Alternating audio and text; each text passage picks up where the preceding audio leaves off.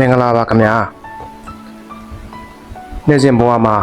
စေရောကိုပါကျမ်းမာကြံ့ခိုင်ဖို့အတွက်ကျွန်တော်နေတိုင်းကကြိုးစားပါတယ်ဒီနေ့အတွက်ဒုတိယလေ့ကျင့်ခန်းကတော့ School Crashers လေ့ကျင့်ခန်းပဲဖြစ်ပါတယ်ဒါကတော့လက်မောင်းနောက်သား transit တွေအတွက်ထိရောက်ဆုံးလေ့ကျင့်ခန်းတစ်ခုပါပဲ bench ပေါ်မှာပတ်လက်လဲပါအလေးကိုနှစ်ထင်ပေးနာအထိဖြည်းဖြည်းချင်းချပါအတက်မှာ transit ကိုဘေးကိုကမ္မထွက်ပါစေနဲ့ transit ကိုအသေးထားပြီးလက်ဖြံကိုပဲလှူရှားပေးရမှာပါအလေးကနှစ်ထင်နားကိုရောက်တဲ့အခါ